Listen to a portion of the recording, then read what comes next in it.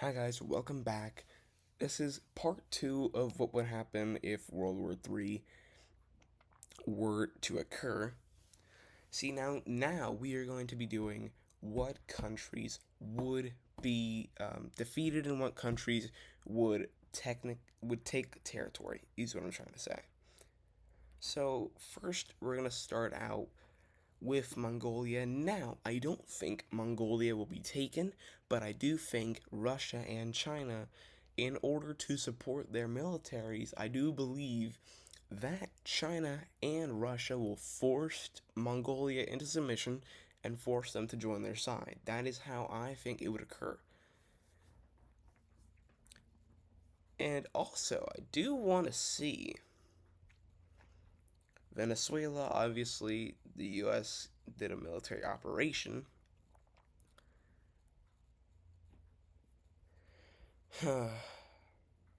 See, now another country in NATO. See, now in Europe, obviously, NATO controls most of Europe, obviously. Now, I do think that NATO would force Austria. I do think NATO would force Ireland and Iceland just to get more ground in Europe and the Scandinavian area. Also, I do believe Moldova would be forced to join NATO.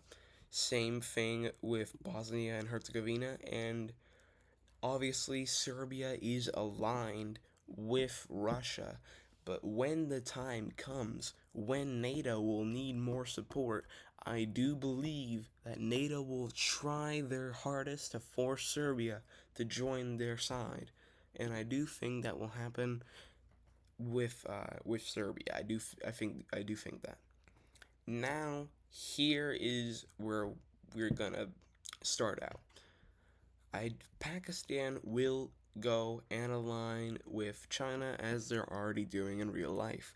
China is aligned with Pakistan, and India is aligned with kind of like Russia. It's like a friendly co-relationship, but India does lead towards the western side more than it does Russia and China, which is why I believe that India will join on the side of NATO and the US.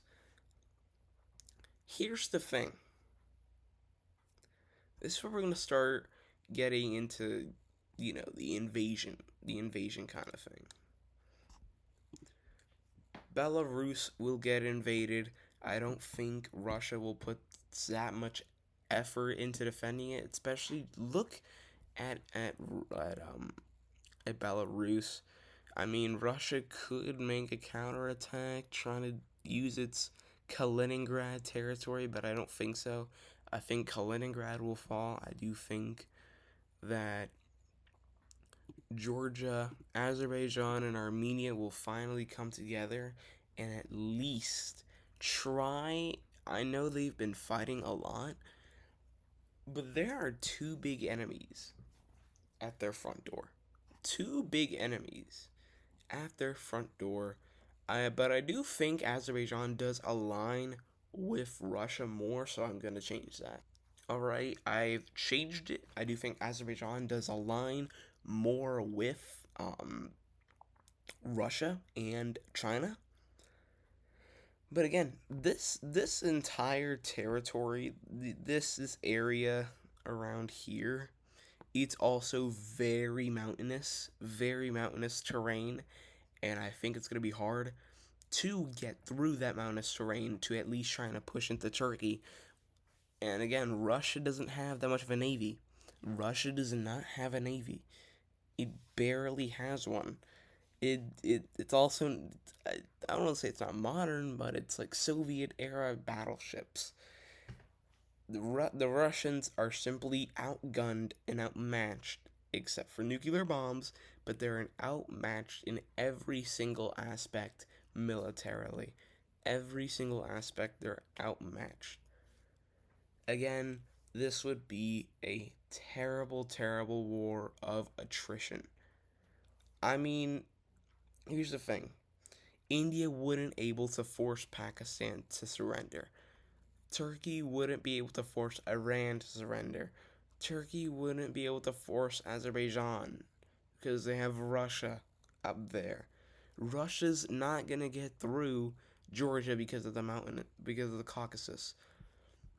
NATO is not gonna be able to do a full-on blitzkrieg Adolf Hitler style invasion of Russia like they did in World War II. It's simply not gonna happen.